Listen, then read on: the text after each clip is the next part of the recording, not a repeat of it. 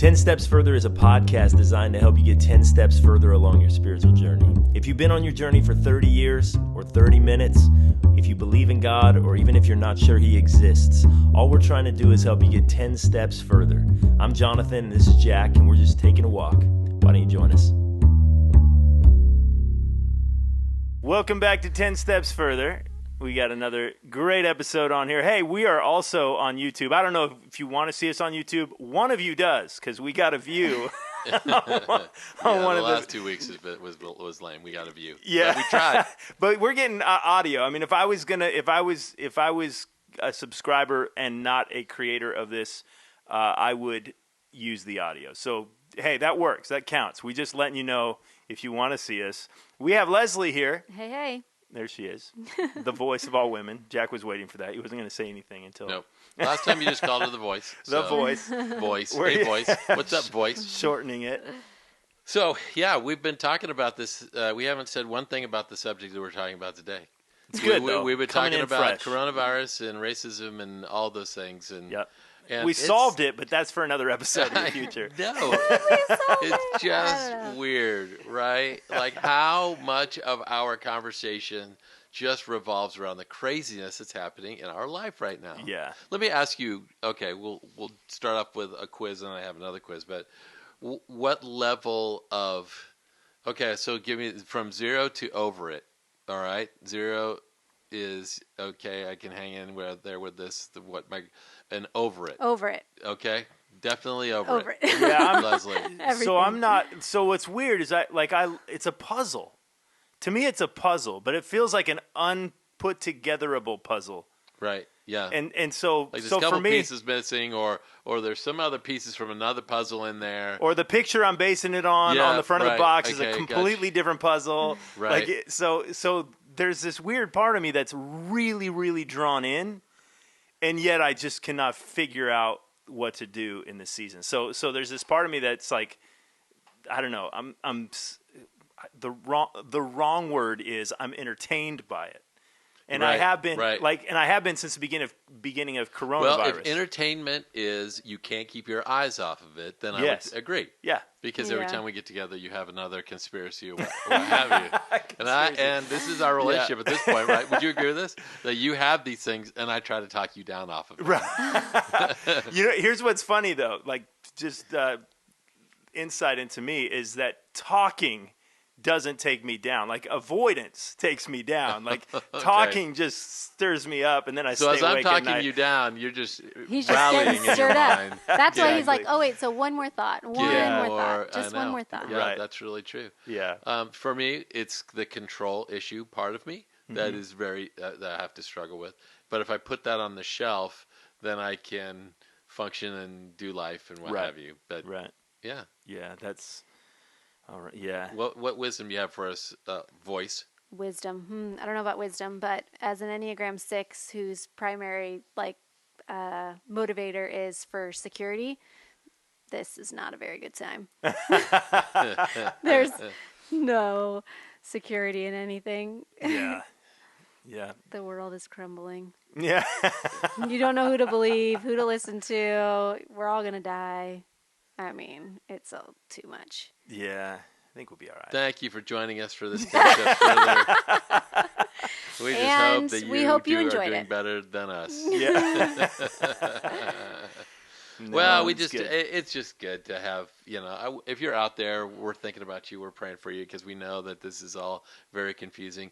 The more that I can get to the space, I believe all of life is us getting to this place where we realize that we don't really have control. We got to give up control and let God be in charge. And the more I can live in that space, the happier I'm going to be. Right. Because I let other things. I let money take over that spot, and I let my family take over that spot, or my wife, and I can't. Yeah. Mm-hmm. And right now, I can't make any decisions. We're trying to move forward as a church. We can't move forward as a church. Right. I just have to live in that space. Okay, God. I was thinking earlier when we were talking off mic, because you brought it back to Jesus, and that's where we got to go back. And to think, if you read through the Gospels, there was a ton of really political stuff going on. Mm-hmm. And if you only read the Gospels, you might not know. Right. because he didn't spend his time dealing with them. Yeah. Like that wasn't the stuff. Like Right. his stuff was other stuff. It was individual stuff. It was Right. brokenness in a thing that he was actually touching and could heal in the moment.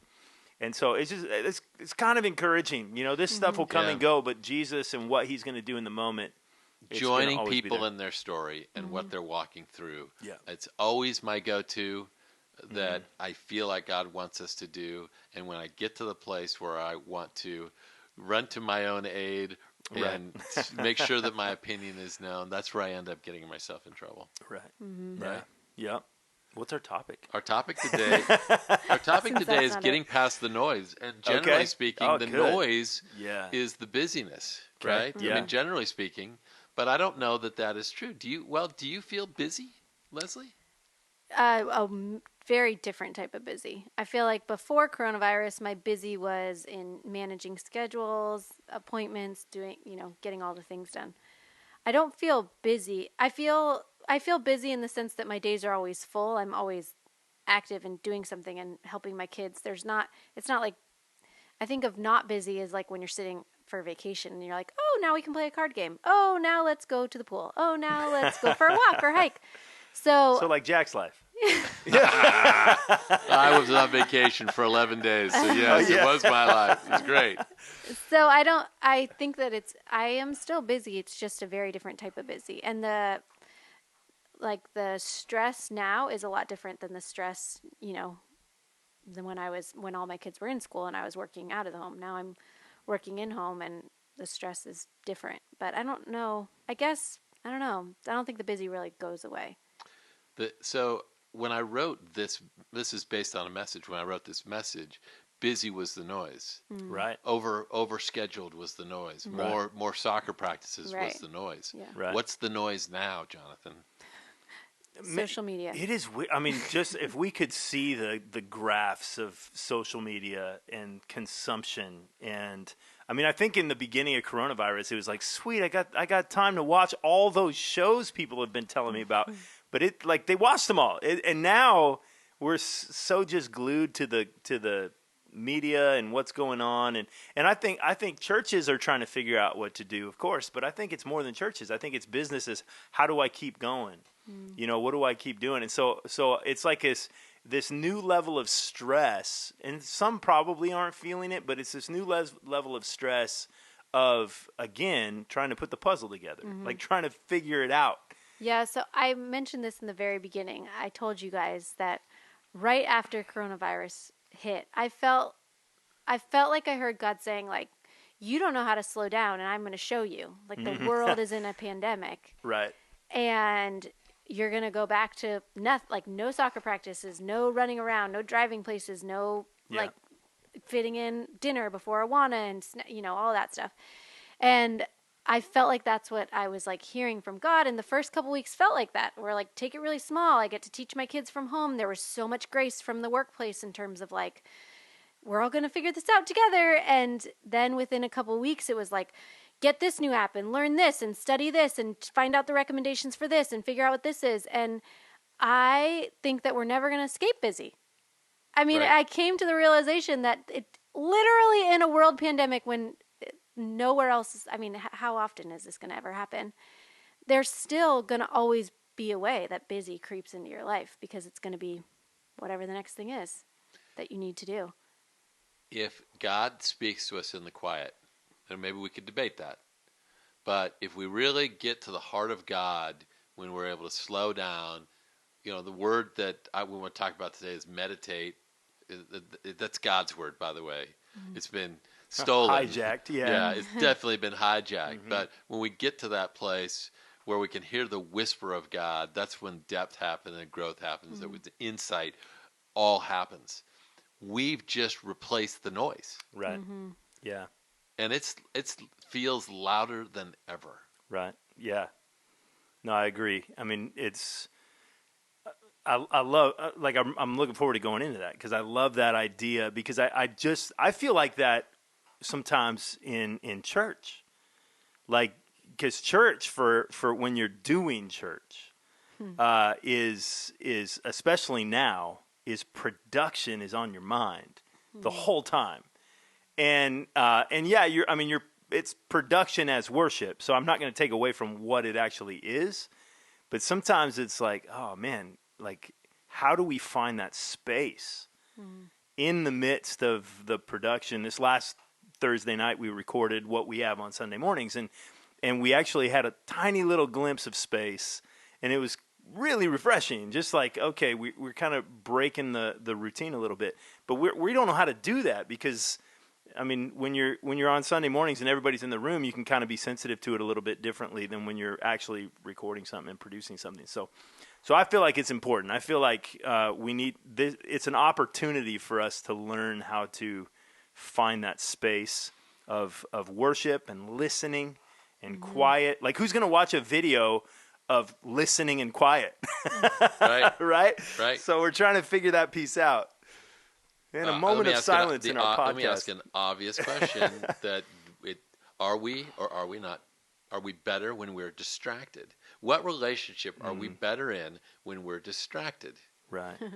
Nothing. Right? Yeah. I mean, nothing. man, if I go to a restaurant, which I can't, but if I go to a restaurant with my wife, she will intentionally put me to where I am facing away from the television set. Right. Yeah. Because there's a game on. Yeah. But now, if I'm at a restaurant, there's no game on. Right. You're barely in the restaurant. So so your relationship's doing really well right now. Yeah, that illustration just doesn't work on any level during the pandemic. Right. But because she knows, well, I was just with her today, and we were talking about something. And I looked down, and she literally took my phone and turned it over. Matt got really mad at me last night at dinner because our kids were like, "Can we eat outside?" And we're like, "Sure." They were playing with the neighborhood kids. They went and ate outside. And it was just the two of us. And then Chad started texting me, and I have like a very hard time just like ignoring it. You know, if I feel like somebody needs me to respond to them. And so after like 5 minutes, he said, "You've been sitting with me at the table for 5 minutes, and I don't think you've looked up from the phone." Wow. Yeah. Wow. A man said an insightful comment, and a woman looked bad. I don't know that I've experienced that in my marriage. Leave it to me. Leave it to me. So what is that? I mean, is it possible that in our culture, in America, that Satan's biggest weapon, and I'm not a Satan behind every bush person, but his biggest weapon is distraction. Yeah. Is making it so loud, making everything so loud that we can't hear what's really... Is that possible? Because it sure seems like it. And fear. And I feel like they kind of a lot of time. I feel like that's the second... I mean, that's huge. And they're tied together, right? I mean, right. Yeah. That's the thing. If you're distracted by all the other things, then fear just naturally creeps in. Well, it's funny because I got an Apple Watch, I think Christmas or my birthday, somewhere in the winter. And it reminds me every day to breathe. It breathe, and it's like supposed to slow down your breath, and it's got this built-in feature that I could turn off. Here's what's funny: I never stop to breathe. That's like 30 seconds, man. Like and every time it pops up, you clear, dismiss. Ignore it every single time, and right? it still pops up every day, and I still ignore it. It's so silly. Yeah, it's like just take 30 seconds and breathe. It's good for you. Whatever, man. I've been breathing all day. Shut up. I got things to do. We're gonna get to some of the things that God says. Time Magazine did an article on distraction.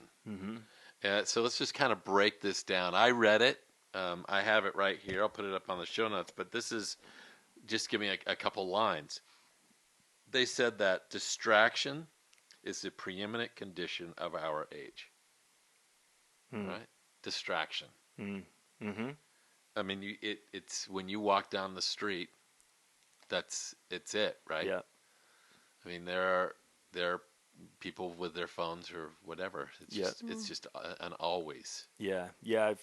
I've been trying. Like, this is something.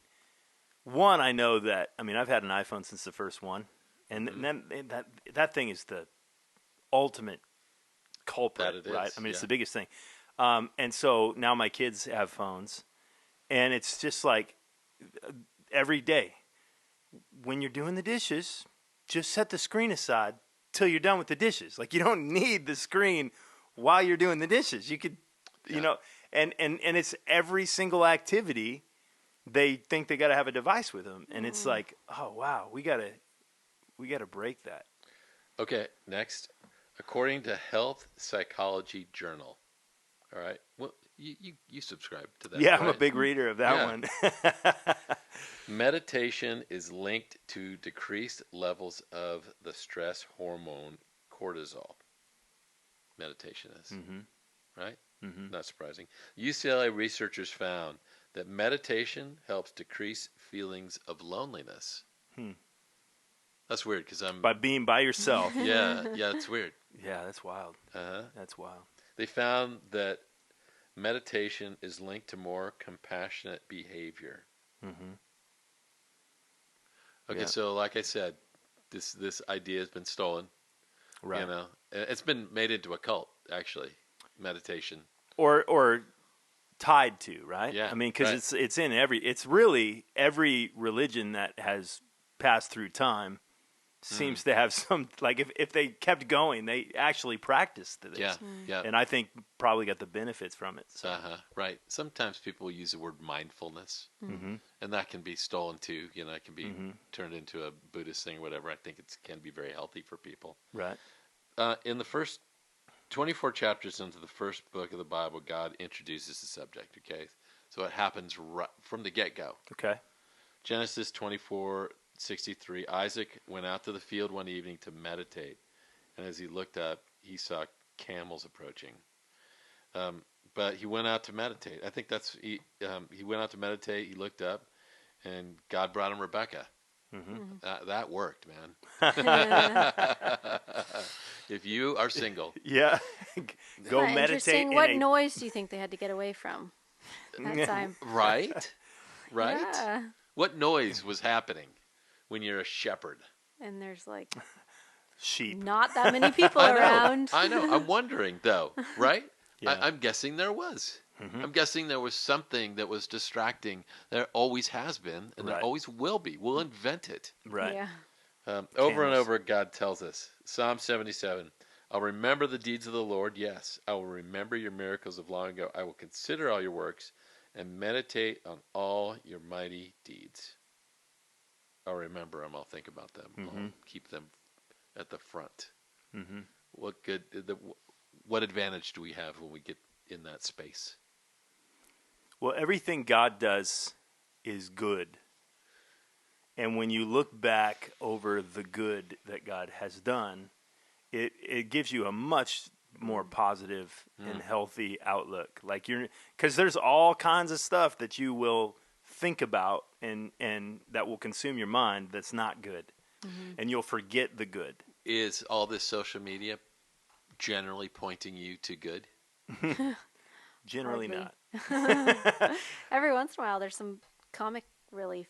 Yeah. Do you have it? Do you want to read a couple of yours? It's on my phone. It's And on your phone phone. is recording her. Recording her for the one for person. the one person who's going to view us. No. One of the great ones that I read recently said, 2020 is the first year I won't go to Fiji because of COVID. I will not go to Fiji. I will not go to Fiji because of COVID. Every other year I haven't gone just because I'm poor. I think true. it's so funny. Even if we wanted to go to Fiji. Yeah.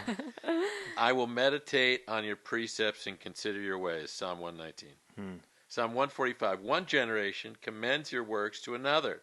They tell of your mighty acts. They speak of the glorious splendor of your majesty. And I'll meditate on your wonderful works. I wonder if this is something like when you are thinking of what good God has done, you're on the lookout for what God is going to do. Or the opposite. Like, how much implicit bias do we have when you get frustrated with somebody, but you don't actually resolve it? And so then you're thinking about what you're going to say the next time you get into conflict and what argument you're going to bring up and what point you're going to make and how annoying this thing or that thing is. And then anytime you're around them, they're like, oh, see, there it is. There they're doing it again. And just the difference of... You're talking about Matt again. No, you guys want Matt to be really not cool. Actually, he's amazing. No, but that's true. I think that's so common to happen that you get an idea in your head and then your mind can spin you down this not good path. And said, if you intentionally thought about like things that happened in that relationship, even that were good or that were true, or why you were friends to begin with, or if you pondered all that stuff that was good and you took time to rest in that and think about that, then the next time you went into interaction with them, and it would be different. And I think it's so true of our mind. Our mind can just spiral us into really not good places. And so when you intentionally set time apart to think about, to reflect on, whether it's like gratitude, all the things that God has done, all the goodness that what's biblically what he says, scripture, what goodness, then it just brings you back to feeling grounded. Right. And all it takes is one Instagram post that you disagree with, or one news story that makes you angry. And I'm not saying that there aren't things that people should be angry about. Maybe there are lots of things that people should be angry about. But boy, when we focus our attention on the good that God has done and who he is, then we just end up in a better space. Again, it's distraction, right? Yeah. It's, what was the movie Up, right? What was the dog's name? I can't remember the name of the dog. I don't know, but I just remember he was Squirrel. Yeah, that's right. That's I don't right. remember his name. I don't remember it. I'll find it by the end of the podcast because that's really important. Luke 5:16, Jesus often withdrew to lonely places and prayed. When Jesus heard what had happened, he withdrew by boat privately to a solitary place. So, meditation, God commands it. Jesus models it.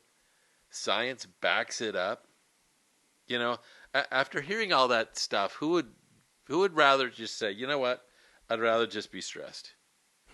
No thanks. I'm just going to let my relationships flail. I'd rather just struggle with my own busyness. I'd rather keep focused on my phone. Here's what our hope is, right? I want to be less distracted. I want to be less stressed. I want to get to the place where I'm living more in this moment, where I'm less worried. I want my soul to be at rest. Yeah, I think too that I think there's more going on in a place of meditation, a place of prayer, especially. It seems like this is theory. Okay. It seems like we think we're disconnecting with the world around us. We're disconnecting. I think we're actually somehow tapping into the one who actually controls it all. Right. Like, instead of being out of control, that's actually the place where we're in conversation with the one who's in control. Right. And we actually are making a bigger difference in that place. And that's one of the things. Like, if we can get there, we'll go there. If we can get there in our minds, we'll go to that place. Like, if we're actually like, no, this isn't just sedating me during a time of stress, but actually this is impacting the world around me in this place of prayer, in this place of meditation. Yeah. Have you ever been in this place of spending time with God and meditating, we're going for a walk, whatever, and God puts in your mind somebody? Or a word or a picture. Right. Yeah. And I should reach out to that person. Yeah. That's the one thing that I'll allow myself when I'm reading is to, you know what? Stop in the moment. I stop and I don't know. Yeah. Like there's a kid in our church, Nate, who cut his finger. He was whittling. When was the last time you heard of a whittling accident in San Diego? I feel like in Nebraska it's very common. I don't know. Yeah. I don't know. Nebraska. Sorry, I have some friends listening. Scott, so if you're listening in Nebraska, Scott, he's probably listening while whittling. Well, he's whittling. There's just a pile of shavings as he's listening to 10 steps. But his name popped into my head because his parents had called me. I was in this accident, and I called him up and just said, hey, can we pray together? Right. And he put him on speaker with the kid, and in those spaces, God's able to connect you with the world, right? And how you can be that difference maker, right? Yeah, yeah, and I think it's a mystery. I don't know that we'll ever learn totally what's there.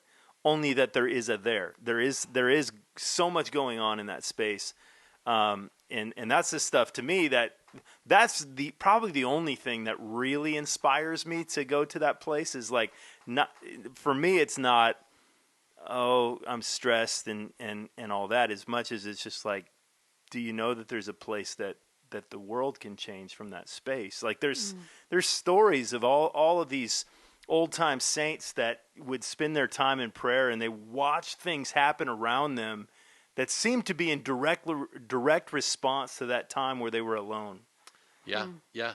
My wife went away for 24 hours, and out of that came 40 trips to Haiti. Right. Right. Yep. Now, clearly, you must have something like this, Lesley. Well, because people were popped into your head all the time. I just am thinking about how what's really interesting about all this right now during this pandemic time is that I feel like our world is so big. And we're like meant to think now with all of the ways that we can connect with people on social media and Marco Polo and video text messaging, anything. We're made to feel like we need to like know it all and care for it all and have it impact us all and to fix all the things. And I think about even times that somebody came to Jesus and said, we have to go here. And then on the way to that place, he stopped and he was very intentional with like one small person. And so I'm thinking about even right now, I feel like there's so many more people that are on social media and looking at it because our worlds have gotten smaller.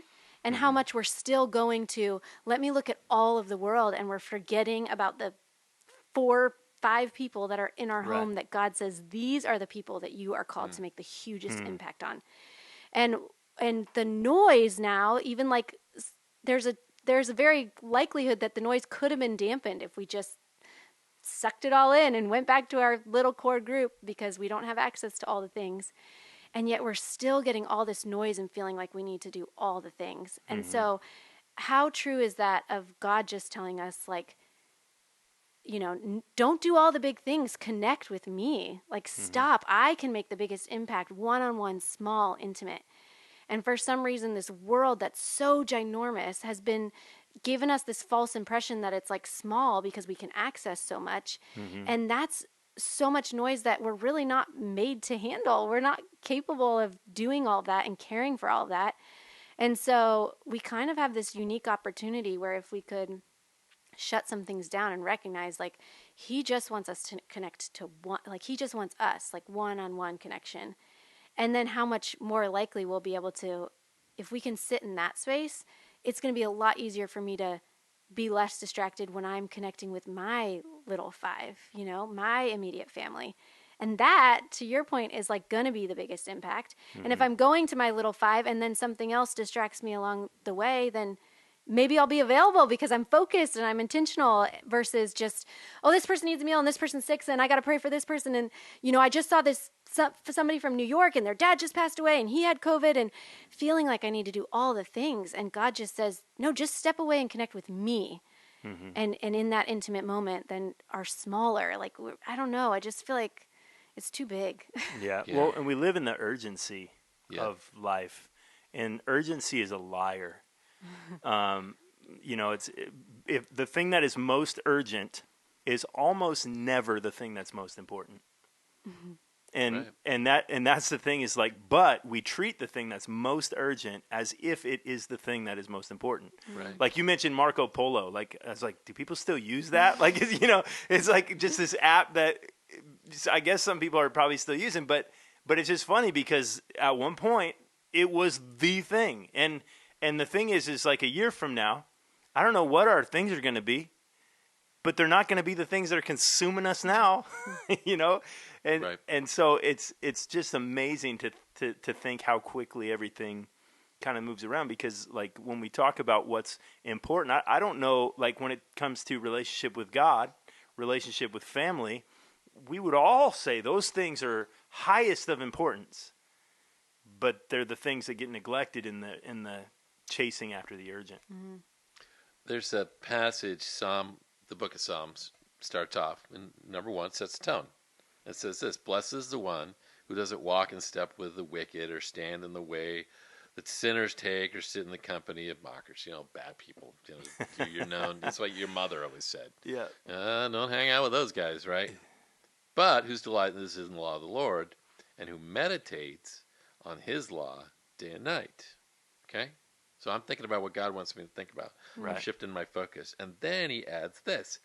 That person is like a tree planted by streams of water. Right? The job of the tree isn't to make itself grow. It's just to do what? Be planted. Hang Suck out by up the water water, and right? Yeah, just hang out. Drink the water, soak Be up close the to the sun. water, yeah. Right? Which yields its fruit in season, and whose leaf doesn't wither. Whatever they do prospers. Meditation does these things. First thing it does is it brings blessing, right? Mm-hmm. It brings, and then it brings focus to what's important. Right. I love this. This is from the J.B. Phillips translation. I don't know who J.B. Phillips was, but dude was smarter than us. And it's Romans 12:2. It says, "Don't let the world around you squeeze you into its own mold." Right? Right. And that's what that's what all these voices are trying to do. Yeah. Trying to scream to you what is important and what you should think and what should distract you right now. Right. Right? I'm thinking of just different ways, like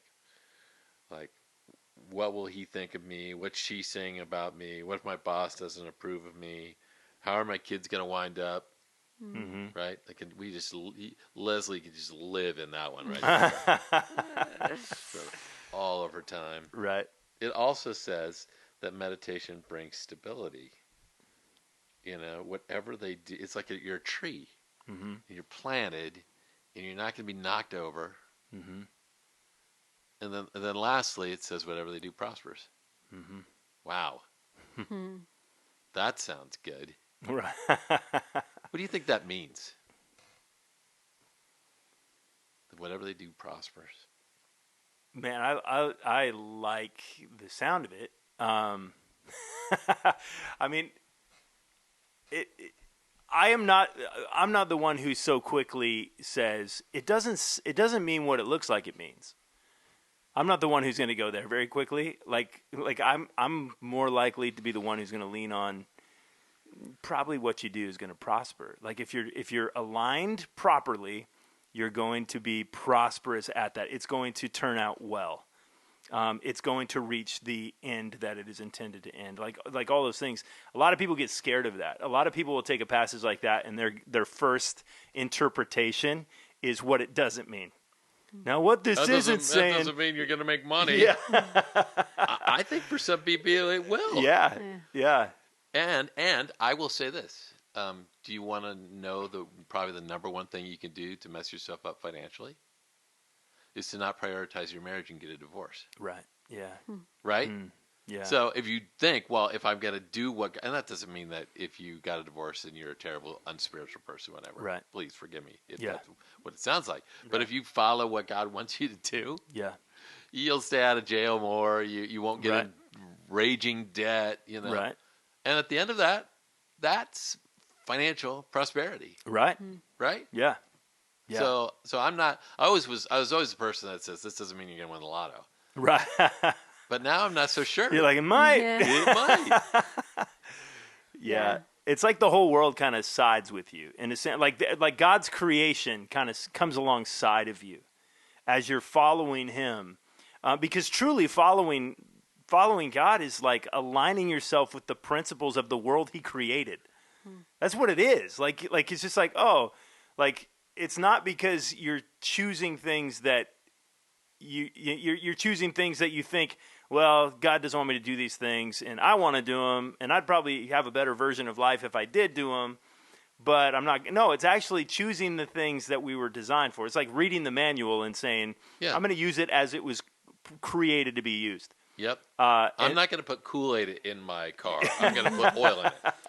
Right. Right. And you're just going to get a better version of life. Like it's as if the world comes alongside of you and helps you. I think that's what it means.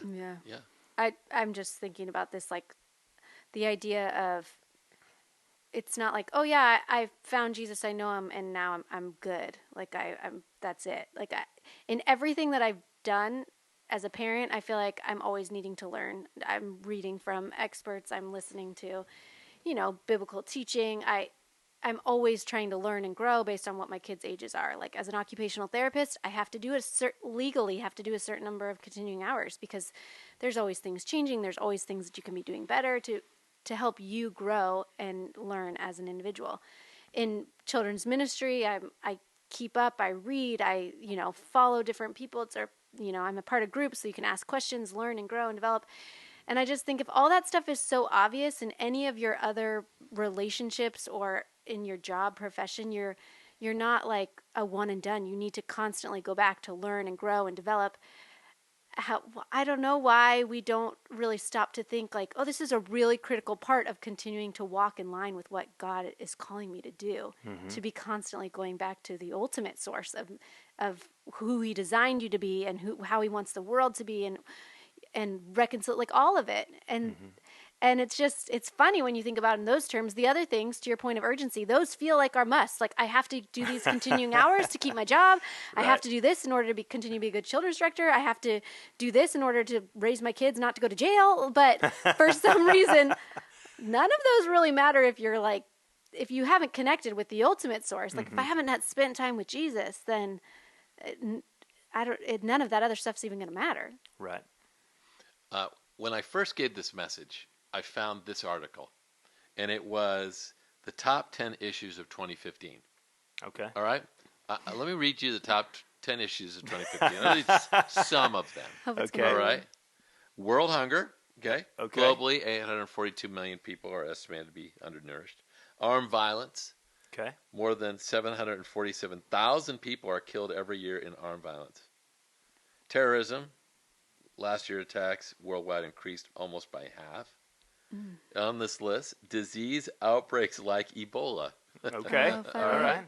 All right. Right idea, wrong illness. Cyber attacks, perceived digital warfare. Now, I just wanted to make sure you felt a little stressed before you ended this podcast by knowing all those things. Here's what I think is true of all of those. We can do almost nothing about any of them. Right. Yeah. We don't have control over any of them. Right. And isn't that what we're getting most of the time? Mm-hmm.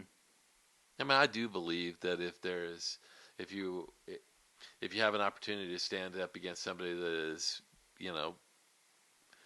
being abused, then you should stand up for them. I'm not saying don't stand up for that friend that you feel like is battling some, social injustice. I mean, obviously that's what we're supposed to stand up for. But most of the things that media tells us we can do nothing about. Right. We can just live in fear of it. Right. Yeah. Yeah, it's just still, it's all that circle of influence versus circle of concern. Yeah. Like we spend so much time in a circle of concern, things we care about because we were told we're supposed to care about them, that we don't spend very much time in our circle of influence. And as a result of that, oftentimes our influence shrinks because we're consumed with things that are outside of our circle of influence. Right. It's like, and all the while, there's somebody standing right behind me who needs their help, who needs my help. Yeah. Right. And it's that I think is, and maybe the example would be for many of us, it's our kids. I'm getting consumed with the election or whether or not I should wear a mask to the grocery store, and my kids are in the house with me. Just acknowledge me that I'm here. I'm busy learning about all the things going on in the world. So I can protect you. Yeah. So I don't know. It's just interesting. Let me read a verse that I'm going to spring on Lesley, and she's going to explain what this means and feels like. Okay? Wow, okay. I like this game. You ready for this? No. All right. It's a random verse. Gives me too. It's just- anxiety, right? Psalm It's from Leviticus. Psalm 131:2. I have stilled and quieted my soul like a weaned child with its mother. Mm-hmm.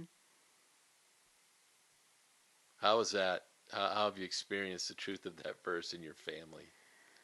Well, there's nothing better than a baby with a full belly that's sound asleep peacefully. Yeah. That's what God, that's the intention that God has for us, to be in His presence, to be meditating on Him, so that we are stilled and quieted like a weaned child. When we had our second, Jelaine decided that we were going to do formula for one meal a day, right? Mm. I don't know if there's people from the Leche League that are probably listening going, that's a terrible idea. It's fine. And I thought, yeah, as soon as the kid's ready. And so I'm thinking, 6 months. She thought 6 weeks. And guess how long it took us? 6 weeks. 6 weeks. Yeah.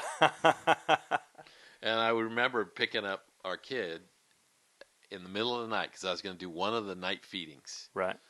And you feed them and you rock them. And your goal, you have one singular goal. Get them back to sleep. That's it. Right. And you get them back to sleep, and then you walk them back to their crib. And it's like that first scene in Indiana Jones where they take the idol's there, and he's got the bag of sand, and she tries to put the bag of sand on so that it won't trigger all the terrible things that are going to happen, right? So that's how you feel, like you're putting the kid down so that they're sleeping, and hoping that they're not gonna Yep. scream. But keep that quiet and that peace, right? Right. Isn't that what we all want? In this season, in last season when it was all about calendar, in this season when it's all about Corona. Mm-hmm. Is that where we want to land? Yeah. No, I think it's good. Yeah, me too. Well, I just have one other thought. Please. As somebody who doesn't, it's one thing to know, like, yeah, this is good and this is right, and I feel better when I do it. And it's another thing to be able to do it and create a pattern and a habit. And I guess just the more you practice, the better you get. But I don't know, literally setting a reminder in your phone, doing it first thing in the morning before you Breathe. get It up. comes up. Breathe. It says it on your watch. Don't ignore it. I mean, it can be kind of hard. Yeah. Yeah. Yeah, it's all practice. It's all stuff that we need to keep working on. Right. Yeah. I think it's forever. Like, that's my whole life. Like, I've had seasons of discipline, get away with the Lord, and seasons of no discipline, get away with the Lord. It's just, you just go through. I mean, and sometimes you get there because you're just like, all right, I've tried everything else. Sometimes that's what kind of brings you back. Is like, well, now I'm overwhelmed. Overwhelm is usually the thing that triggers for me. It's just like, I need to get up early. Usually that's for me. I need to get up early and get away by myself. But yeah, I think that's it. But and that's the other side. Like, I don't really know that there needs to be like a every day at this time I do this thing. I don't think that needs to be the case. I think it's like, it's like a person you want to be with. You're not gonna. It's not like, all right, every day at 6 o'clock in the morning we're gonna do breakfast. It's not gonna be that. Right. Yeah. It's gonna be, just that person that you can call anytime, and you know that they're gonna meet with you. It's just is in specifically talking about minimizing the noise, though. I think that's really hard. I have a dear friend who's like, I literally can't even do the dishes without having a podcast in my ear. Like, I cannot live in quiet. Wow. And so I think that sometimes is just a first step of figuring out, like, if I had 5 minutes to go for a walk by myself or 5 minutes to go for a walk with Matt, I would choose the walk with Matt. That may or may not be the best choice. Maybe it would be better if I had that 5 minutes of complete and total silence. Right. If Matt takes all my kids out of my house right now to do something, chances are I'm not sitting in silence. Chances are I'm like folding laundry, I'm painting some baseboards, doing dishes. Yeah. Well, let's close with this. Building Let a me house. just give you some spaces that you can do that. Just make some choices, like turning off the radio in your car when you're going someplace. Nowhere. Yeah. All your places. Yeah. To the grocery store and back. Taking that walk at night Yeah. after the kids are asleep. Yeah. Sometimes it's just you're able to cram in enough Netflix. Most people are. Yeah. And able to, I would say taking a social media fast is another way to just kind of put some of those spaces into your life. Right. And our hope is that when you do that, you'll get prosperity and insight and purpose and all those things. Yeah. Well, I would throw in there too, like, it's one, that tendency to have the noise all of our kids are going to grow up with that unless they learn something else. They're all going to learn it. Like, that's my kids right now can't not do the dishes without a screen. Like, that's crazy to me. And so along with that, because there's all these things, but those might even sound too big, like turn the radio off in the car or go for a walk. And so I would say find the minimum yes. The minimum that you, like I would like get on your knees, set a timer for 30 seconds and breathe. Like literally go to that place and discover it and in that place and just pray 30 seconds. That's victory. Or maybe that's too much, but still that kind of, for me, I set timers for everything because like I'll get locked into a space in my mind and I can't get out of it. And so I literally have to find like seconds that I can do it to break the cycle that I'm in. Because I honestly think it's worth it. I think that, one of the saddest things, I mean, look in Scripture, God told the Israelites, if my people would, then I would. If they would call on me, then I would move on their behalf. But they were too busy. Yeah. And so I would just, whatever it takes, I think it's worth it. Yeah, I agree. All right. We did it. Turn off the noise. Start meditating now. Yeah. Until next Tuesday. Right. Yeah. When there's another episode. All right. Is that it? That's it. All right. We'll see you guys next time. Bye. It's the most awkward ending ever. Thanks for joining us for these last 10 steps. If you'd like to join us for another journey, or if you know someone else who's on this walk, subscribe to our podcast at 10 Steps Further on iTunes, or simply search 10 Steps Further on your podcast app. And if you'd like to be part of the conversation with a question or a comment or a criticism or even a wisecrack, look us up on Facebook. We've created a Facebook group where you can be part of the conversation. We'll see you next time.